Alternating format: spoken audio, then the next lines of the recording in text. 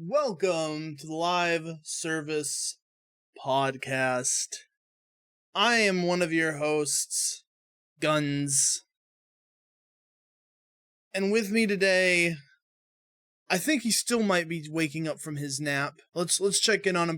Brian, would you like some There's been no nap. would you I'd like like some to take a cocoa? nap. Some cocoa sounds good right now. Can you send that over the Actually, internet? Has that dude, been admitted yet? shit. Yo, some fucking some warm milk. I don't know about warm milk. I'm not trying to go to bed, but some cocoa would be nice right now. I am.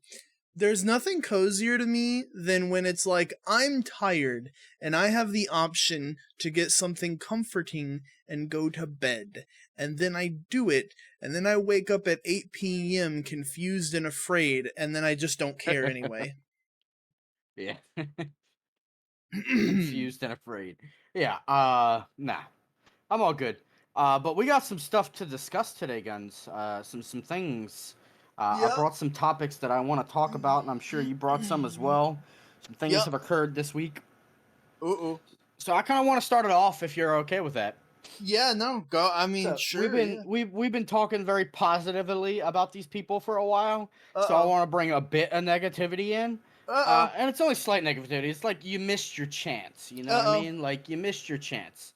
Let's talk about Xbox.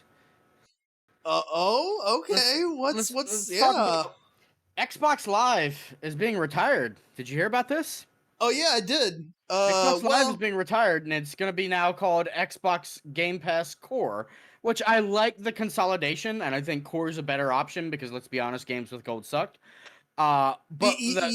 Sorry. You said Xbox Live is being retired, which is not true. Xbox Live is the online service which you play Xbox games on your console. Xbox Gold is being retired.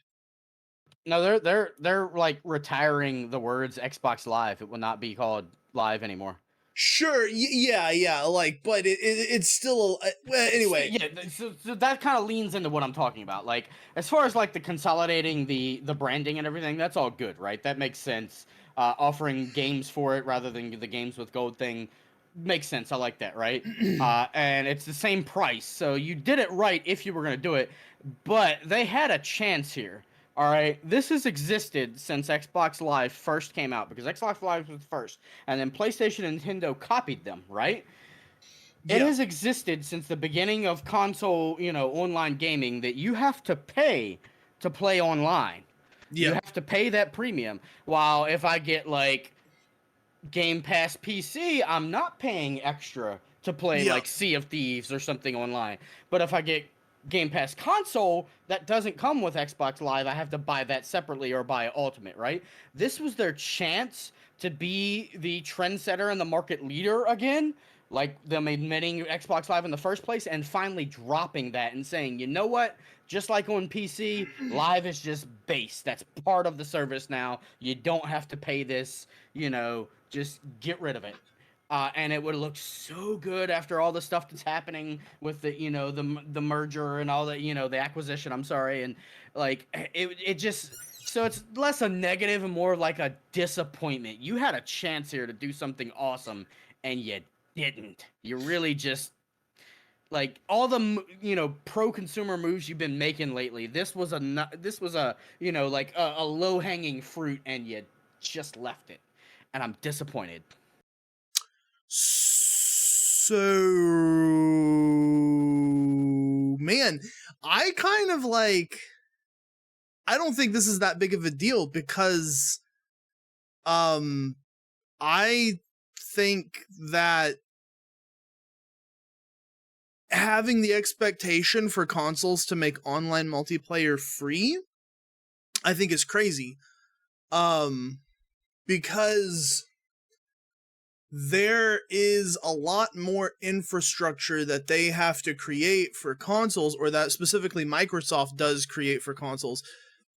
Microsoft has a much more online, robust multiplayer structure, and they have lots and lots of server infrastructures that's based off of Microsoft's own server infrastructure.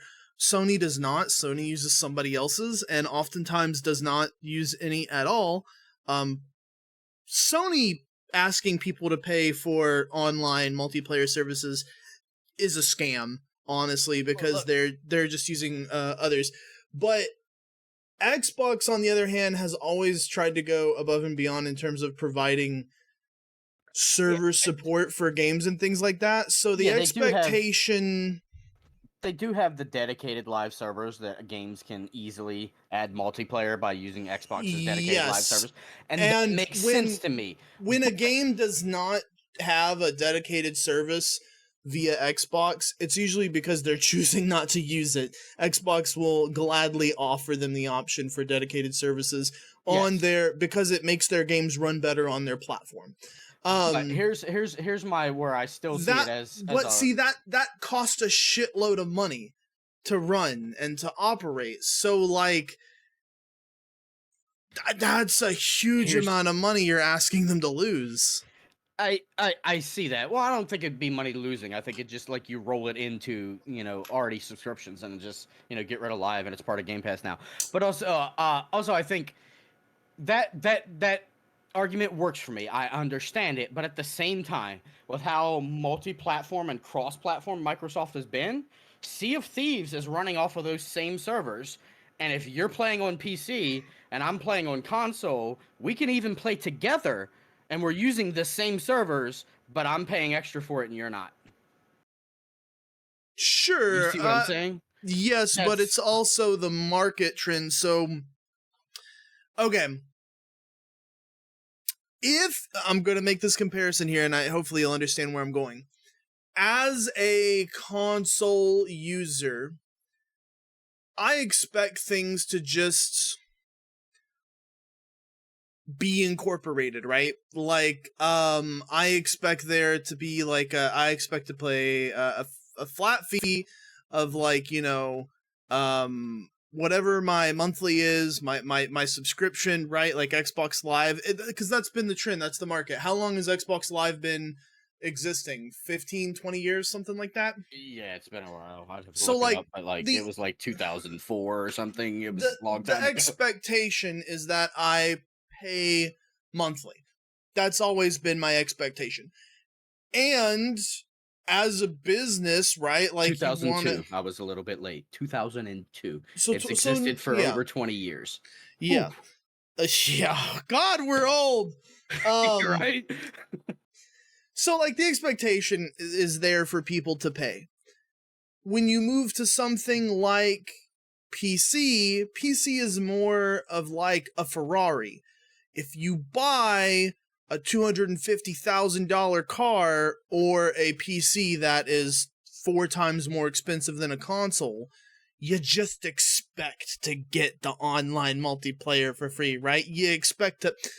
PC gamers expect a lot of things to be given to them, like free multiplayer, as console players do not. So if Xbox tried to like push paid multiplayer on PC platforms, it'd be a fucking riot, and they'd nobody pay for it. Yeah, I agree. I agree that you shouldn't have PC pay for it. And what they're doing isn't. I should I said at the beginning. Let's talk about them doing something bad. It's not bad. They're still technically better than I don't want to say anybody on the market because Nintendo's stuff is really good now too. They are. No. Have you used Nintendo stuff? It is dog water.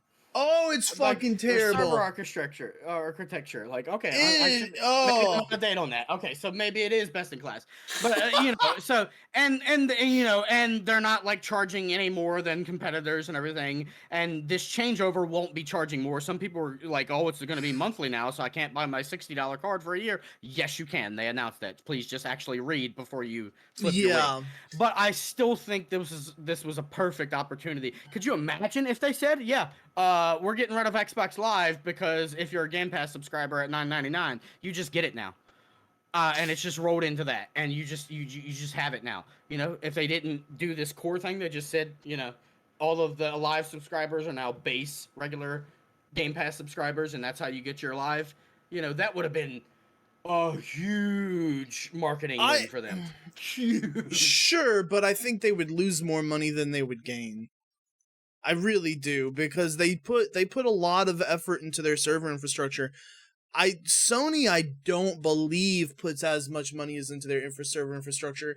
Perceivably, you don't notice a ton of difference between Sony and Microsoft and their server infrastructures, but there is a difference, particularly in usability. So, it's Nintendo's is god fucking awful. Um, it's yeah, Nintendo's is terrible. It's a lot better if you use it while docked, but it's fucking terrible. So yeah, I don't know. I mean, yes, I agree with you. Yeah, sure, it could have been a huge win for them PR wise. I just don't see them ever doing something like that because of the amount of money they would actually lose. It's just not a super smart business decision. Like, you have the status quo, your status quo makes you tons of money. Let's go. And to be honest with you, it still is a little bit of a win. Um like you said, they're consolidating and rebranding. You don't have to pay for Xbox Live separately. Yeah, and more Xbox options Live matter, just but it's also gonna add confusion, because like it is a if little you buy bit. console Game Pass right now, you're like, oh, Game Pass Core comes with Xbox Live, so console Game Pass. No, it doesn't. So there's gonna be Yeah, some. I do agree. They have like the $9.99 and then the $10.99 version, right? Like, hang on, let me look this up. Yeah, I think in the US it's still $9.99, but it's just like it's I don't know. Like I said, I didn't expect them to do it, but I was just kind of like really hoping that they'd be, they invented this whole, console online architecture thing with Xbox Live in 2002. There was no yeah, software okay, Sony okay, or okay. them back then, so they So could have this been is an. where I Sorry, go think ahead. it's silly. This is where I think it's silly, and this is coming back. I just looked up the Game Pass plans. So there is Core, Console, PC, and Ultimate. So Core has online console multiplayer. It has catalog of over 25 high quality games. So it's their And 25 they, most I don't know recent if games they rotate in and out. I don't know if you looked at it. It's actually a good list of games, pretty good. And then member deals and discounts. So Game Pass gives you a discount if you want to buy a game, which is honestly really nice, and I appreciate that, because if I play a game for like 3 months and it's going to be rotated out of Game Pass, I get a discount for buying it via Game Pass if I want to, if it's not already on sale anywhere else, okay? So there's Core, and then there's Console. Hundreds of high quality games on Game Pass. You basically get the full Game Pass. New games on day one, members, deals, and discounts. But you don't get online multiplayer. Then there is the PC version, and let me hang on. Let me actually double check. Different versions of Game Pass.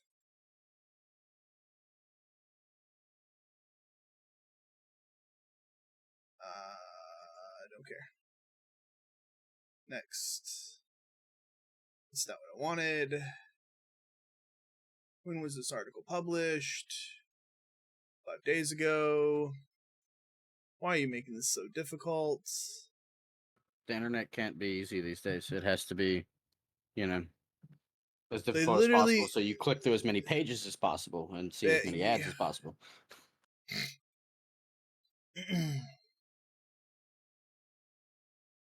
I think it's at the moment it's just the 3 versions, but it's going to be the 4 when this goes into Well, effect in September. yeah, the fourth is the ultimate, which is $16.99 a month.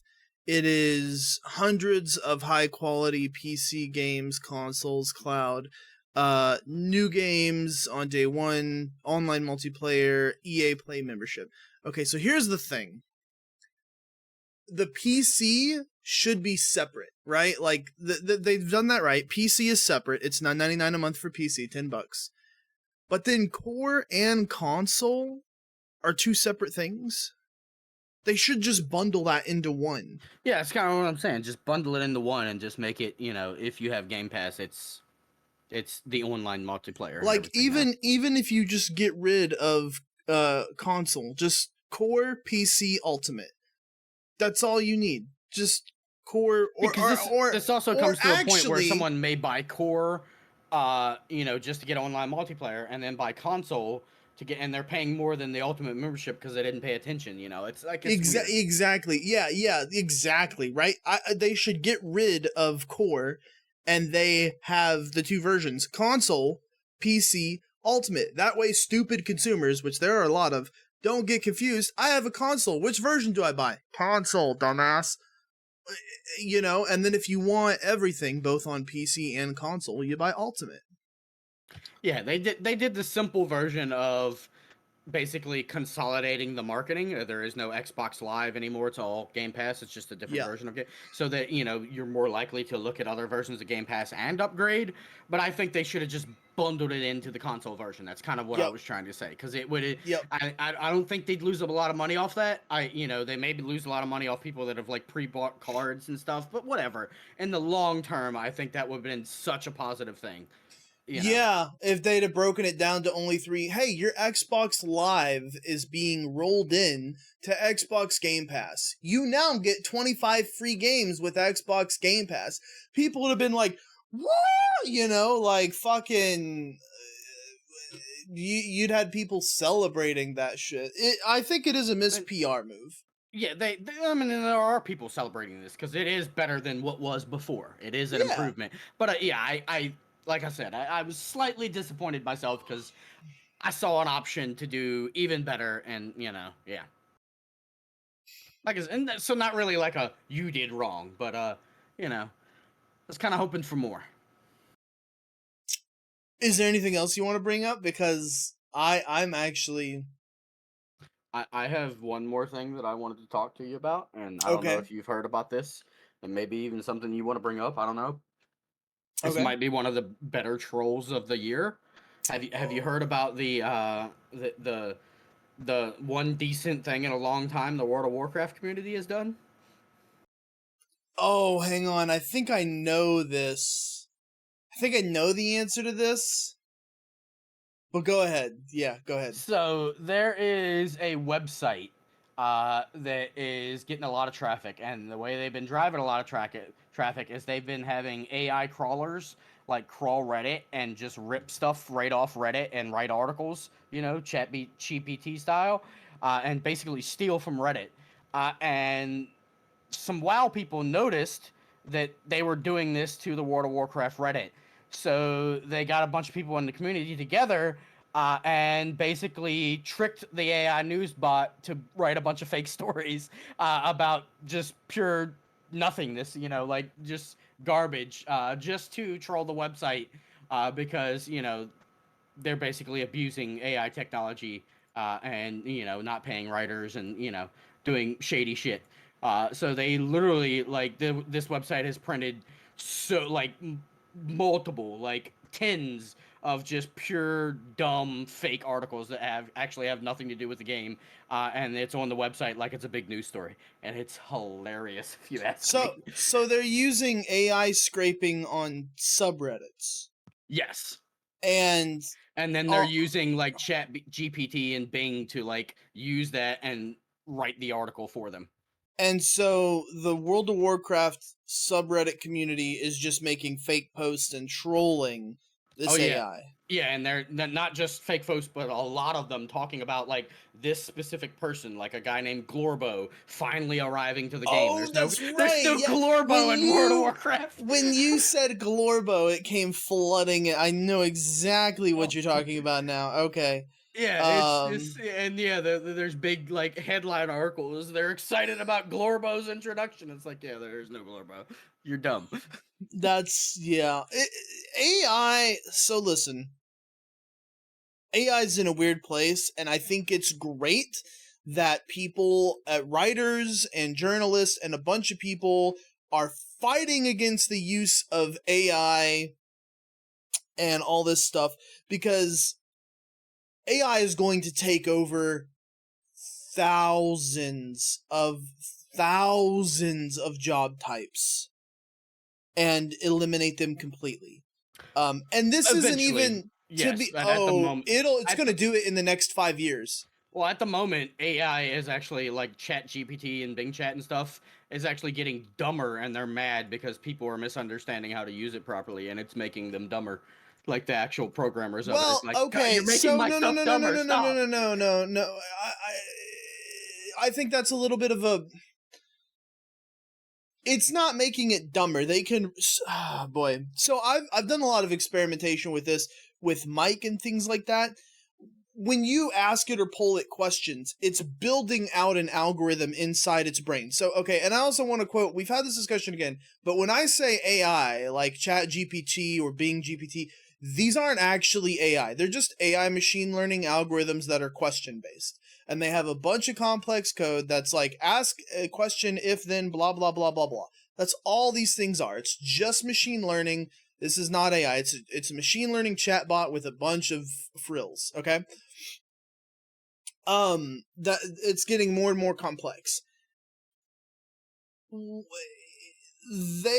online versions of these, it's not that they're getting dumber. They can reset their brain at any moment. It's that it's teaching it specificities and falsities and things like that. So when a company like Microsoft takes a version of that Chat GPT or whatever it is to use for software or to use for customer service implication, they take the base form of the algorithm, they wipe its brain clean so it doesn't have all those stupid questions programmed into it, and then they teach it what they want it to. We are going to have some new jobs generated in the fact that we need people to train the AI to do what we want. But Yeah, I mean, I'm just citing like there's a Stanford study going on right now that uh, I mean, yeah, maybe that's a simplifying way to say it by making it stupider, but like in March, Chat GPT 4, version 4 had like a 97.6% accuracy rate of identifying prime numbers and doing these math equations properly. And by June, it had a 2.4% accuracy rate because of they're not exactly sure, but they know it has to do with the input and the scraping that it's doing. That it's literally causing it to you know, not be accurate. that also feels like a complete, like, in a very weird analogous situation, like almost an anomaly, because the identification of prime numbers, and it also depends where they're going with this, because the identification of prime numbers as you get into values over the quintillions becomes like really silly. And that's primarily what I believe Stanford was testing it for. There's this theorem that you can test about the highest individual prime number. So you can take a prime number and then I think it's like multiply by 2 divided by 4, something like that, do it over and over again. And eventually what happens is you get into this causality loop that just goes through the same set of numbers over and over and over again. The theory is that there is a number that does not land inside that loop and spirals on to infinity.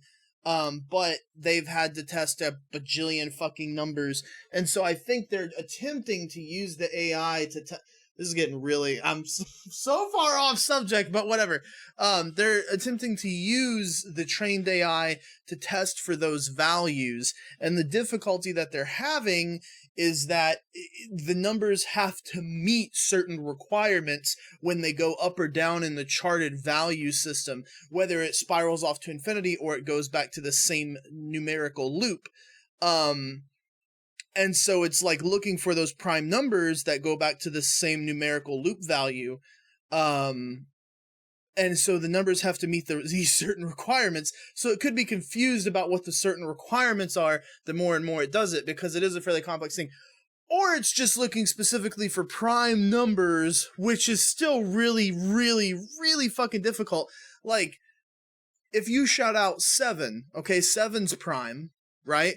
If you shoot out 143 googolplex, 476 quintillion, 250, 400, like, I'm already lost. I don't know if that's Yeah. prime or not. The fuck's that? Yeah, so I guess the input might change it. I don't have the details on their input, though. I do remember I read an article about OpenAI, the people that like make Chat GPT and stuff, is actually like losing money at the moment. So they're I would trying to like say tweak it and use less resources. So because it's that in open itself is source. probably, it's open source, but they're still the primary developers and they're changing stuff and everybody's updating their changes. So I think whatever changes they're making to try to like tweak their GPT to not use as much resources so that they aren't spending as much money on it might be affecting it as well. Yeah, but it's like another car analogy because I love them. I've been doing a lot of racing lately in iRacing, but another car analogy. It's like Henry Ford made the Ford, and then he patented the Ford, and somebody else came along and made a car that was kind of like the Ford, but it wasn't the Ford. But Henry Ford didn't patent it; he patented the Ford. And they're like, you can't do that. That's mine. And it's like, fuck you. We got our own car now. I think it's kind of the same thing other companies doing. They're coming along and they're like, we have our own open AI now. We just stole from your open source one and changed it 40% for copyright laws. So, and they don't even have to do that because it's open source.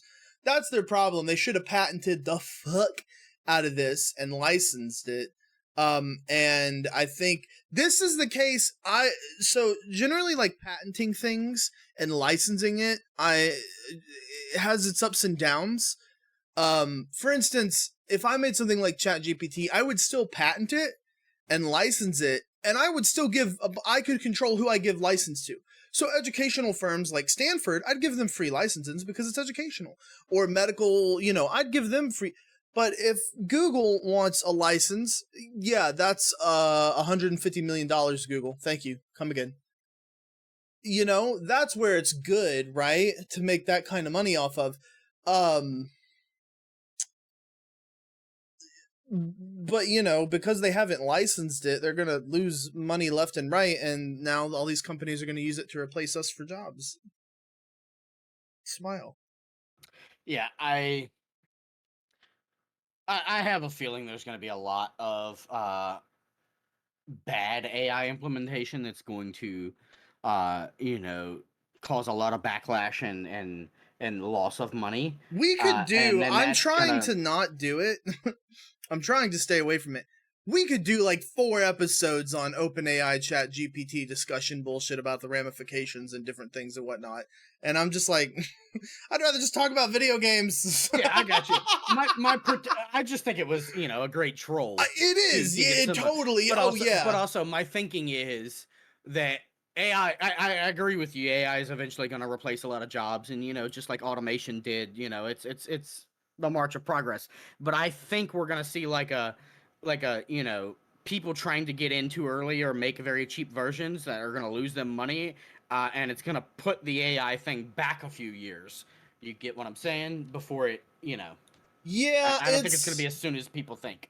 And also, people way misunderstand AI. They're basically LLMs, but yeah, the AIs we're talking about, So yeah, but yeah, sorry. No, I think it's important to bring up and whatnot. It's so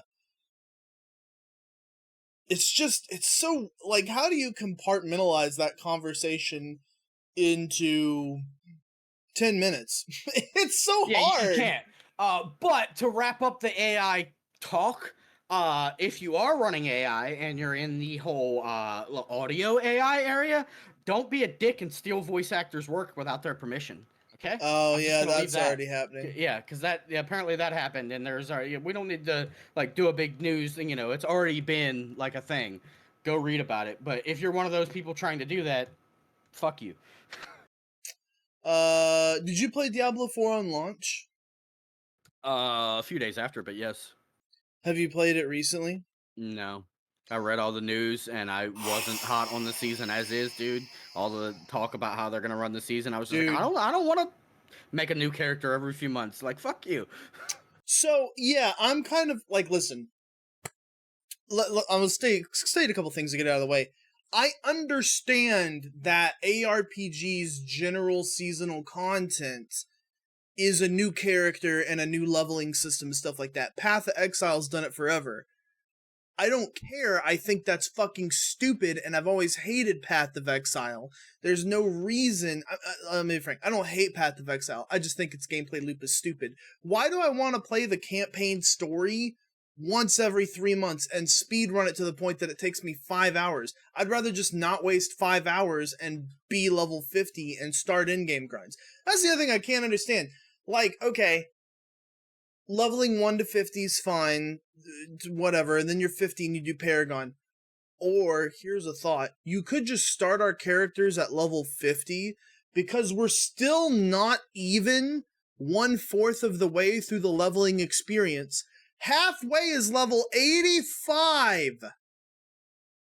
Yeah, here's a thought. Since the way these seasons are working, if I understand the Diablo stuff, all the things that are happening this season and everything like that, if what I read, is right, which was from their website, so it better be right, are going away at the end of the season. So it's basically World of Warcraft borrowed power. It's your, artifact, whatever.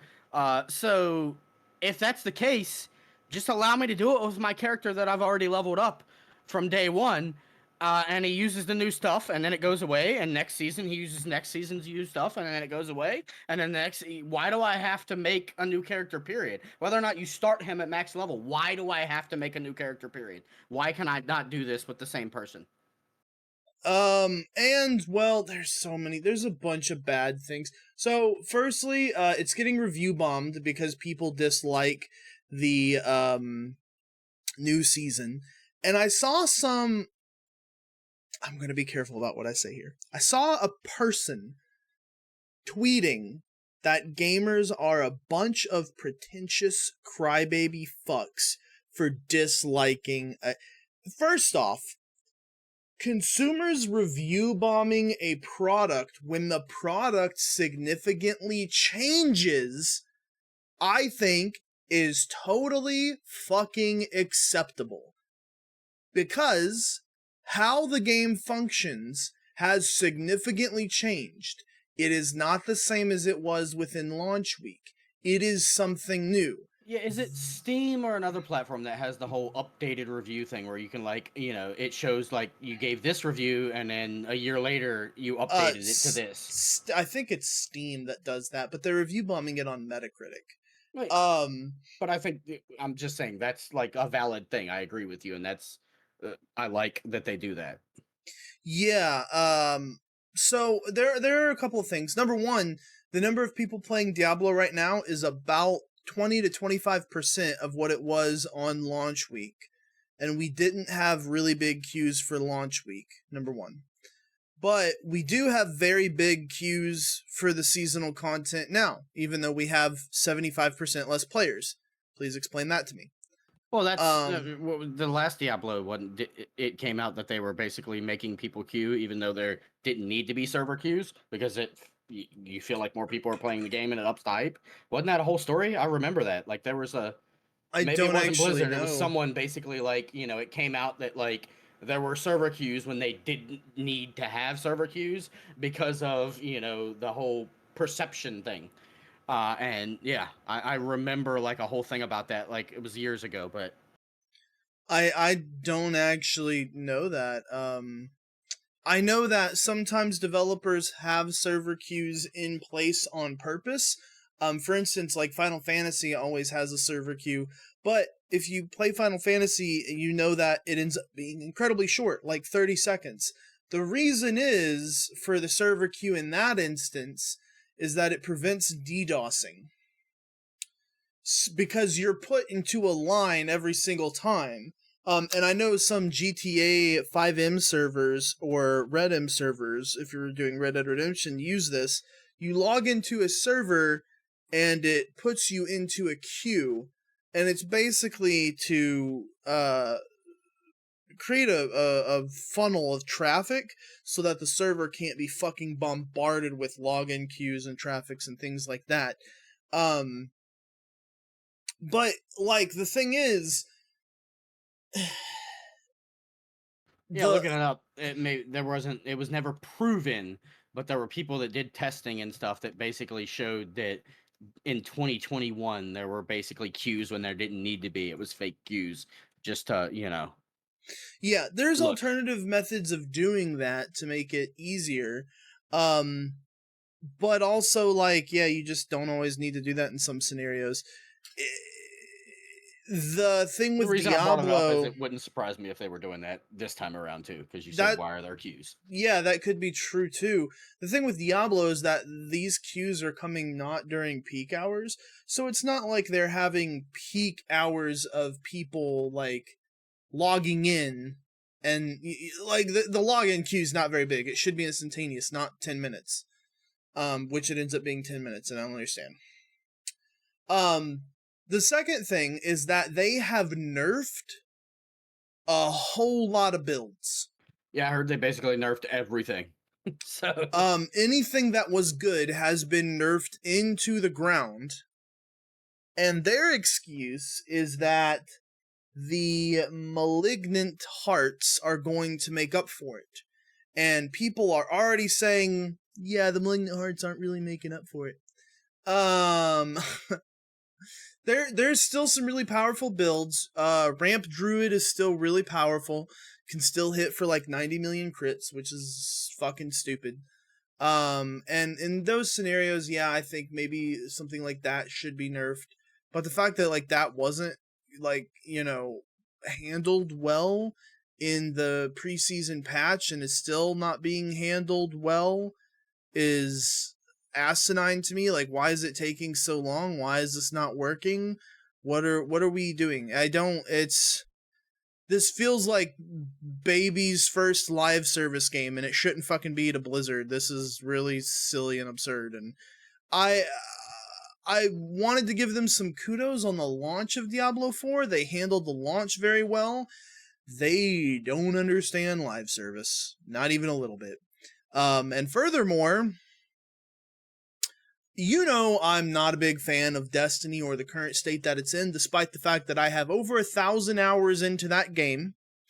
I think Destiny 2 is in one of the worst states it's ever been. You gotta And be well over 1,000. You gotta be over 2,000 guns. Let's be honest. let's not listen. I want to talk about it. But Destiny 2 is in one of the worst states it's ever been. Do not play it. Don't give Bungie money. They don't deserve it, and you should probably actively avoid Marathon when it releases, as they're just using their fan service to fund their other projects. But Destiny 2 seasons have more content and are better than the Diablo seasons. That's how bad the seasonal content is. It is very shallow. There's next to nothing in it.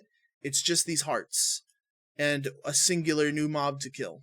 That's fucking nuts. It's like nothing. A new boss. One new boss. Yeah. It's nothing. It's fucking pointless.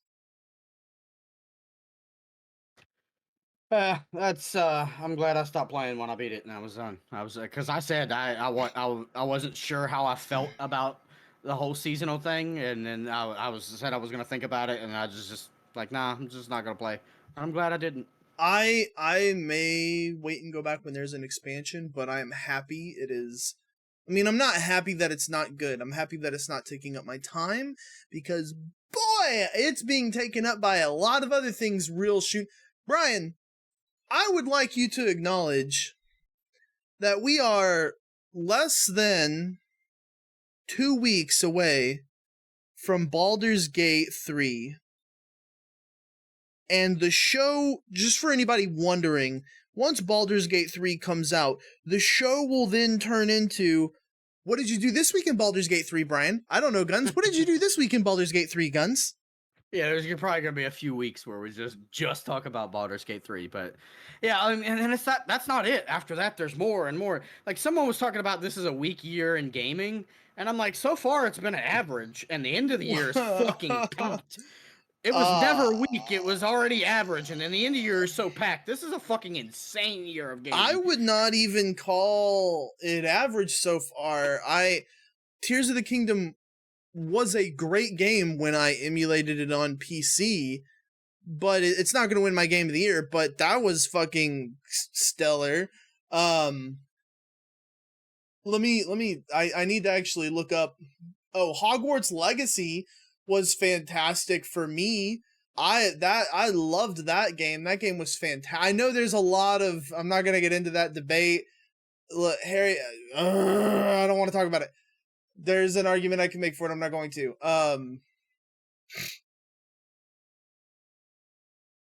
Harry Potter was great. Loved it. Hogwarts Legacy. Sorry, not Harry Potter, but Hogwarts Legacy. Wild Hearts was pretty good. Let's see. What else? Yeah, Tears of the Kingdom was again a really solid like 8 out of 10 game. Loved it.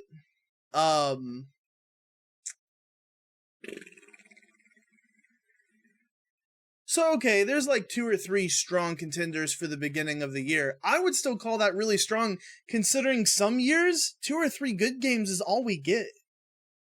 Yeah, so most years we get like, 2 or 3 big games and then a bunch of like little games in between. That's why. Oh, that's what I mean. Average. Oh yeah, Dead Island 2, Star Wars Jedi Survivor, those 2 were big.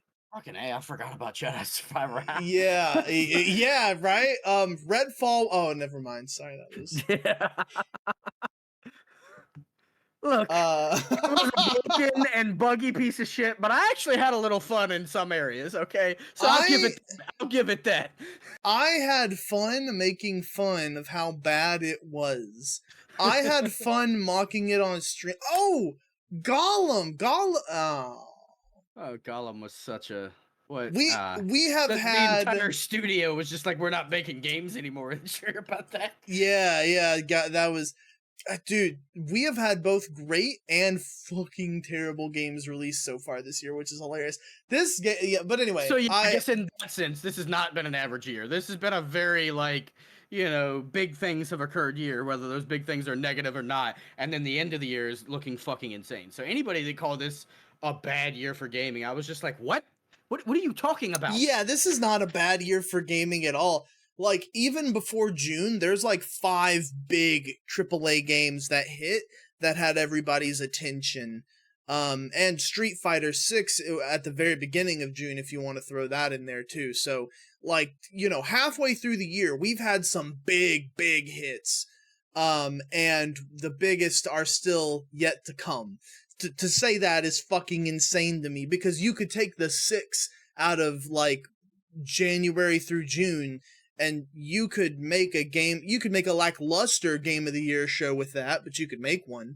So the fact that we're gonna get a second half and it's gonna be fucking more packed than that is like, bruh. Yeah, game of the year this year is gonna be insane because you got Tears of the Kingdom, you've got Jedi Survivor. They're both are definitely gonna be, just because I know how Jeff runs his stuff. Then you've got Baldur's Gate. Then you've got Starfield. Like, they're all gonna be in, because I know how he runs his stuff. Like, that's guaranteed. Like, and what else do we get? Like, that's fucking an insane lineup for you know what I mean? Like, and I don't even know what the 5th game would be. Like, what the? I know what the 5th game would be, and I'm gonna throw it to you right now. Okay. Remnant 2. I saw you tweeting about that, and I was wondering if we were going to talk about it today, because I haven't played or checked out anything, and I was like, Guns is, we got to talk.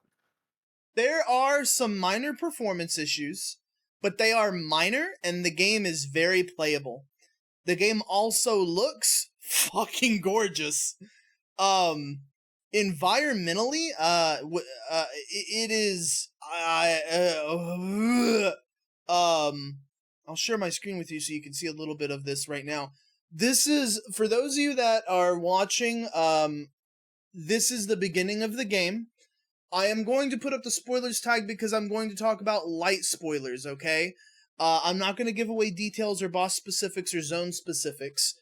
I have looked up a few things specifically about how long the game takes and things like that.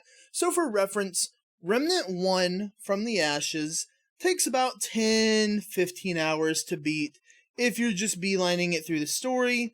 The main boss is very lackluster at the end. there are some cool boss fights, there's some cool RNG, there's some roguelite elements to it, and it's like Dark Souls with guns with your builds in Remnant 2.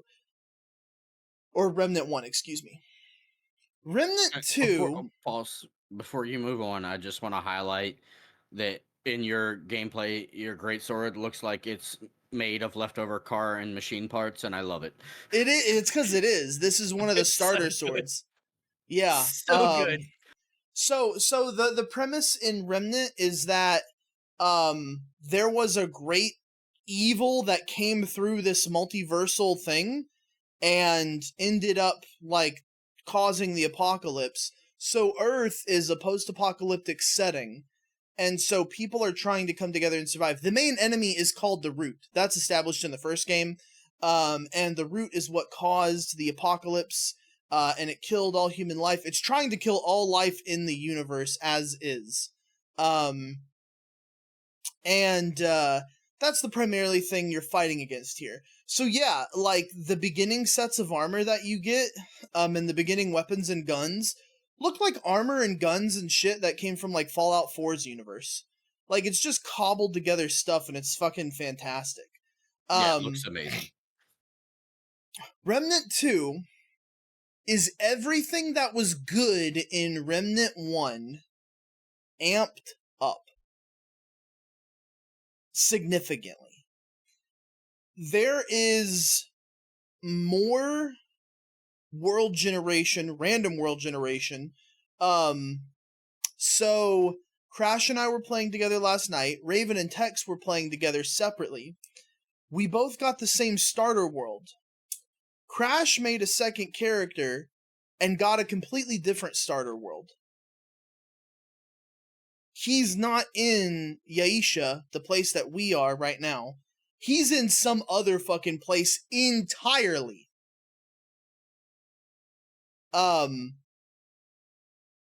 And the way they've done it is very intelligently. The main story components take place in a central world that I won't discuss because it's spoilers.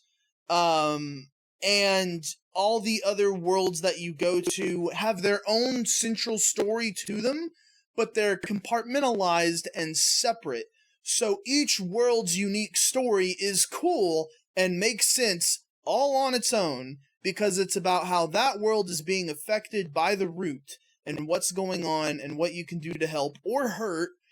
Because there are a lot of choices you get to make in this game. You get given things that they would like back, and you can decide, no, I'm going to keep that for myself, or I'm going to turn it into a gun and kill all of you with it. You get to make those decisions, and I'm not like, I'm not being verbose or exaggerating when I say I'm just going to make this into a gun and kill all of you with it. That happens. It's a very simple but robust system that a lot of games. Yeah, but I have a question there because you said he made another character and then ended up in another world, right? Yes. So that sounds cool because varying starts, replayability, everything. Great. But is there any, I guess, protection against that? Like, if we start a game together, are we going to end up in the same world, or is it completely random and we might not? It is random. So there isn't protection against that, which I know where you're going. That is one thing I think could benefit this game. Here's the thing. It would take some design work, not design work, but like, I don't know, programming work, to develop that protection system. There's enough randomness, though, that it's okay. Like, there's no protection against it.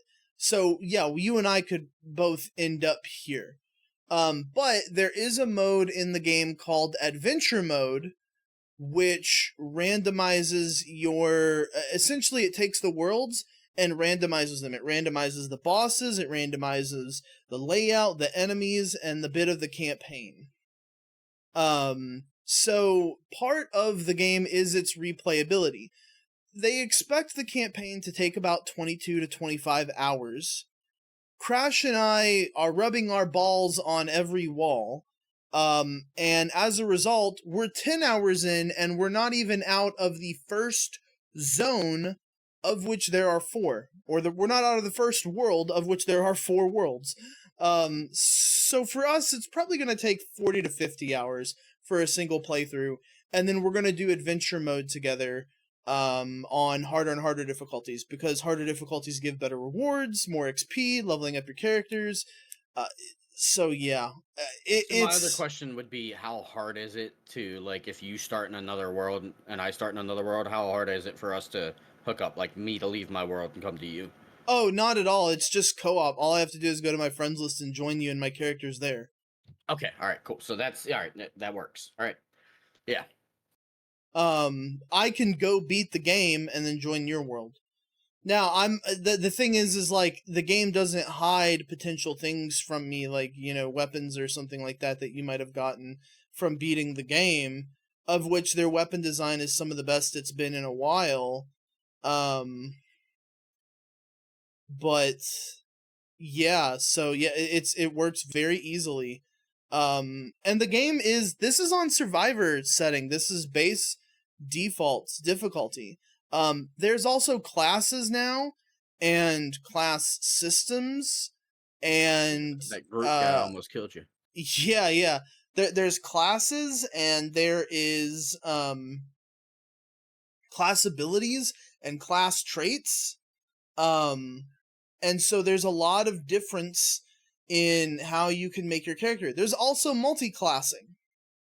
My one complaint that I do have, I wish you had more than 2 abilities. I wish you had 3 abilities. Or maybe even 4, because they limit you to 1 ability per class you are playing. Now, see, here's the thing. Your archetype that you're playing. So I can play, I think this is how it works. I haven't got there yet. My statement may change next week. Please don't hold this against me if I'm wrong. I think how it works right now is that I level up my challenger class, which is the tank class that I'm playing. And then I later get to choose a secondary class, which I get to use a secondary ability out of. I think I can also choose Challenger and run 2 Challenger abilities, which is what I might do, because Pure Tank's really cool. Are But you like big guns? Do you always start with the tank class and then go from there? I like being tanky classes, just because I like to be big and angry and smash. The other thing that this game does really well is that there are melee builds in this game that so far have worked really well. Especially once you get a few items that like key towards melee. I've ran out of ammo and used melee and tore through everything. My big complaint with melee at the moment is that it's still not great for bosses. So like, you can't really you have to have guns to fight against a boss, which sucks. But it is what it is.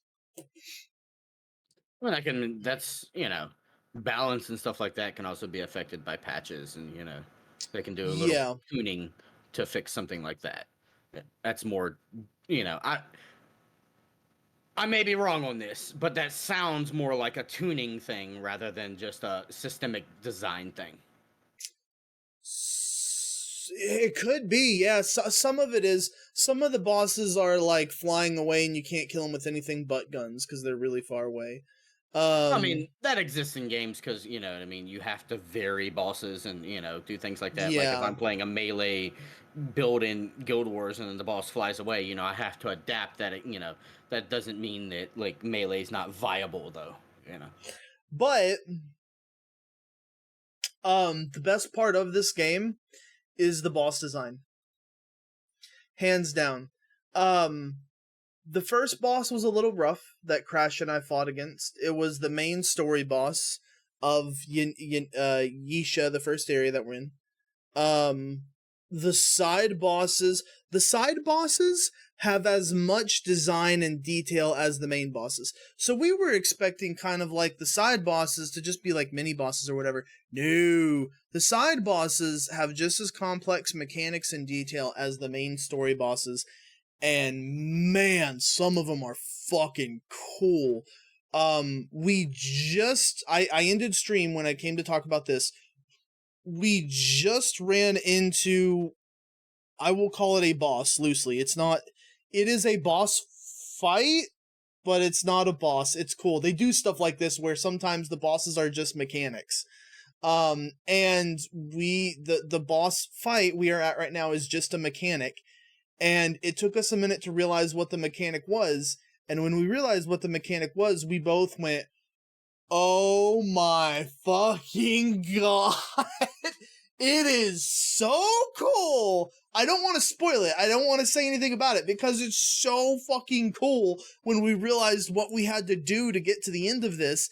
And it was just like, oh my god, that's so cool. So yeah, it's fucking neat. This whole game, it gets, the environmental detail is great.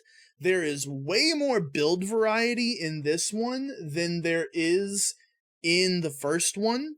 It is way more polished, it runs better, it looks better, it has more guns, more melee weapons, more variety, it has abilities. It's so, if you like Remnant 1, this is better and more of everything. I love it so far. They have to stick the landing. We got to go through the whole game. But the environmental design, mwah, chef's kiss. We've seen technically 4. You get to a point in the game where you can kind of decide where you want to go or what you want to do next. So like the game doesn't like fucking railroad you. You can decide where to go and what to do. We got to the point where we kind of like stuck our head in and looked around and sniffed around each world to see like, okay, do we want to go here? Or do we want to go here? And all of them are wildly different. Like wildly different. The amount of art and design they have into this game is just bonkers.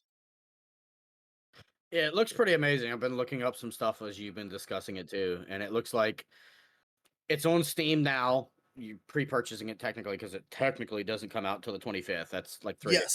Yes. But you know, it's also going to be on Xbox and PlayStation. Excuse me, had to cough there. But I think worth highlighting. It's a $50 game, $49.99. It's not $60 or $70. It's $49.99. Yes, it is. Unless you want to It buy is Ultimate. That's $50 games. I got the $70 edition because it gets me both of the DLCs, which I'm going to play and I care about very much, or all 3 of the DLCs. It got me 3 days early access, which I wanted desperately because I need something to like hold me off until Baldur's Gate because I don't know that I'm going to make it. But this has been helping me tremendously. I've been loving this. It's so fantastic. It's great. I'm in love with it. I thought, I was like, okay, I'll enjoy Remnant 2. It'll be fun. It depends how good this game gets. Like, if it sticks the landing, this could be my game of the year. I mean, like, it could be. It's seriously in contention for it. because it's still, you know, the head start or whatever you want to call it, you know, because it doesn't really release yet. It looks like there aren't really any reviews for it yet, except IGN, who gave it a 9 out of 10. Yeah, it's really good, Brian. It's really good. I'm gonna add this to my list of games I need to buy and somehow fit into my schedule before the end of the year. It's really good, Brian. we listen. They could. We're in niche, okay? They could have given us the same like 4 or 5 enemies over and over again. Now, there's like 30 different kinds of enemies here in Yanish, okay? And they're different in different zones of the planet too, okay? And there's different variants of those different guys too, okay? And then we went to another world, and there's like another 30 enemies, Brian. I was about to say, is it repeated per world? But not the end. It sounds like they took, you know, the success of the first game and just built and made everything better, which is what we want to see. So yeah, I'm adding this to my list, and I don't know how I'm gonna play everything, but you've convinced me. So Oh, and the Labyrinth boss fight. That was another one. They've actually done it 2 or 3 times, but they have just traditional boss fights, bosses with health bars. But they've also just had, like, this is a mechanics fight, right? Like, you have to do a certain thing to win the Yeah, fight. that reminds me of like old school like Legacy of Kain games and stuff like that, where not every boss fight was actually like a, NPC fight, but it was, yeah. And there's a fight in the Labyrinth, um, which is it's the main. The Labyrinth was in the first game. It's a main hub zone that you go to, and some things happen. There's a boss fight there that when it's exactly the same as, like, it's not the most recent fight was us finishing up the zone. We went back and we went through all of Unish and make sure we did everything. We found a really cool boss fight in Unish, and that's one I was freaking out about earlier. The one in the Labyrinth, when I realized what we had to do, Crash and I both looked at each other like, just like, the fuck? And the best thing is, like, there's great dialogue. This game has good writing. Your characters, this is the coolest bit. If you're by yourself, your character talks to himself some. When you're with somebody else, they talk to each other.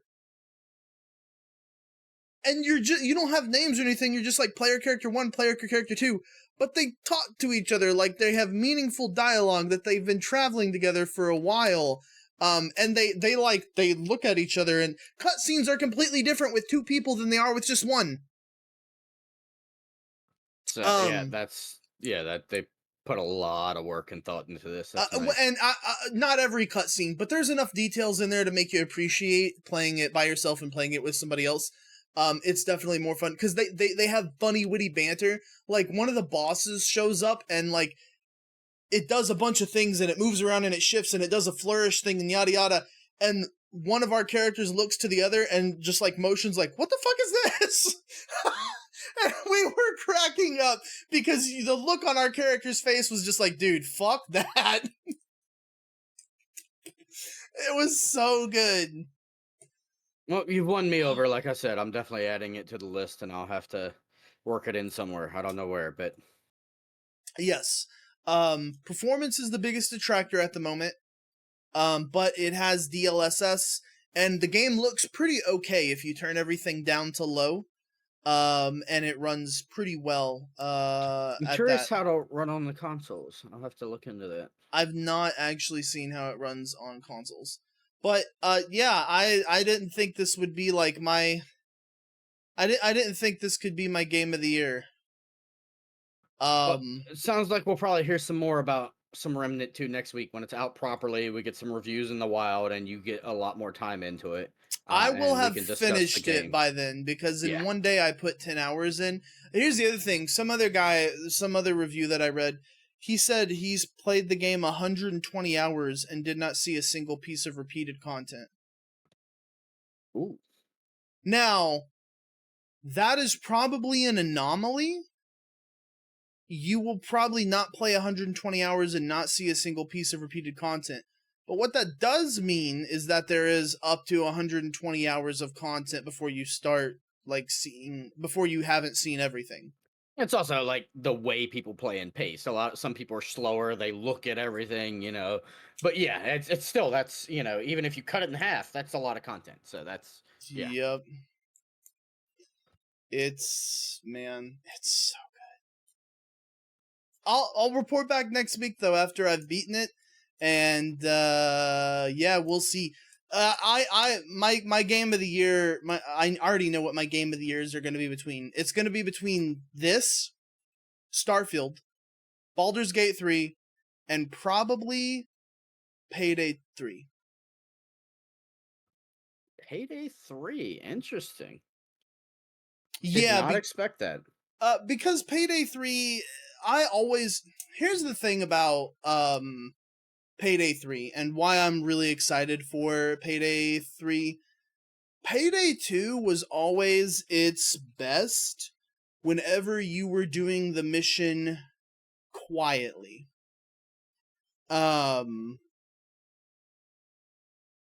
So, like, you were trying to heist in. You were trying to do it, It's just like completely quiet and not, you know, get any um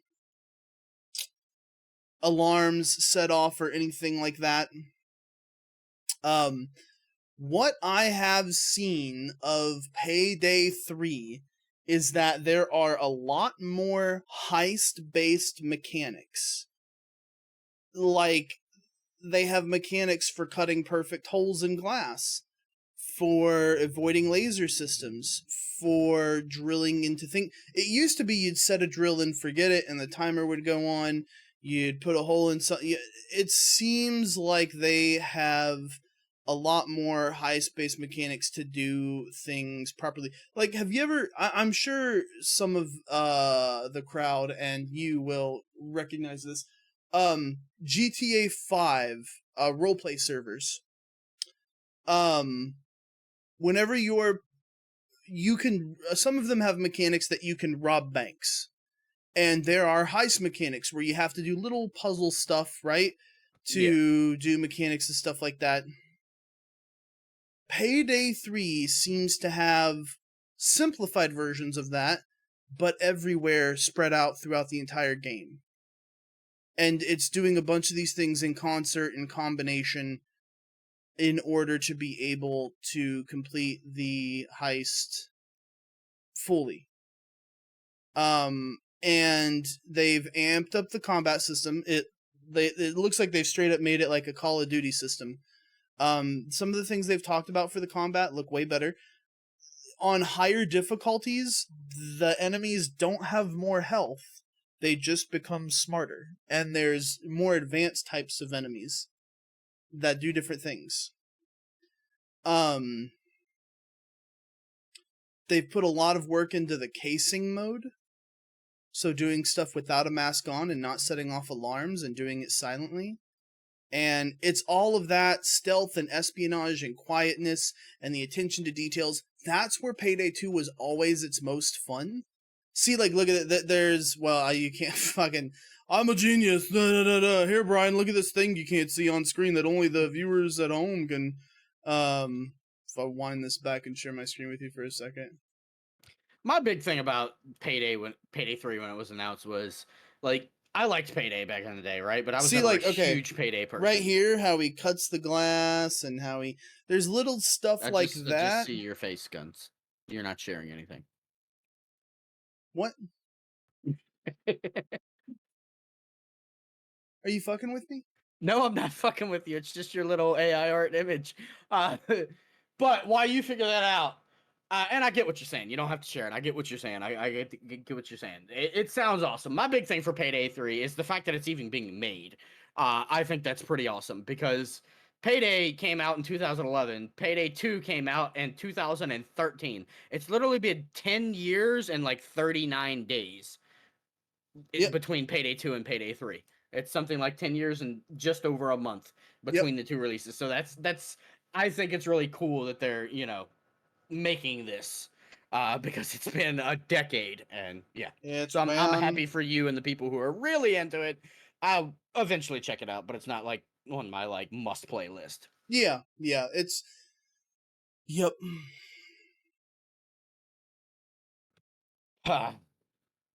That's all I wanted to talk about. I've been consumed with. Consumed with Remnant. You went from Battle Bit to Remnant. It's just hardcore. We're gonna. I like BattleBit, but that game. The more and more you play BattleBit, the more it becomes obvious that that game is made by an indie studio of 3 people, because there's some balancing things that just need to fucking happen that should have happened a week ago, and they still haven't happened, and it's getting grating, and it's like, okay, I'm tired of using only the vector to be competitive with everybody else that is also only using the vector. Here is my 1000th kill on the vector. I would love to use other guns, like, the Well, 30 other guns in the game, please. hopefully with the momentum that it got for a little while there, because it wasn't just you, it was like everybody was playing it, that they can up development on that a little bit and make it a little Yeah, bit better because it is I an did indie team, the like you said. It's barely I, a few I did people the working on it. math. They got cut a $27 million check about a week ago from Steam. Yeah, so it's gonna take a while for them to like staff up from that and do some things, but so you may be in for uh, not an exact, like one-to-one comparison. It's really apples to oranges, but you may be in for a No Man's Sky scenario. As in, No Man's Sky was made by like 8 people, and now they're a studio of like 30 plus because they made their money, they used it to hire and put back in, and that's what I mean comparison-wise. They'll use that money to staff up and build more into the game. Hopefully, we'll see. Hopefully. Anything else you want to hit on the way out, Brian? Uh, I mean, this asshole driver that was tailgating me, I'd like to hit him, but no, nothing else. Oh wow, okay. You want to talk about it? Do No, you is it I'm how are your just fucking. feelings? Are you in therapy for it? Did you get his Yes, license no, plate? We can share it on the internet. no, I'm not gonna do all that. What's wrong? It's just a little bit of doxing. And if No, you I too think would like to dox your angry neighbor, you can write to hit him with the socials, Brian.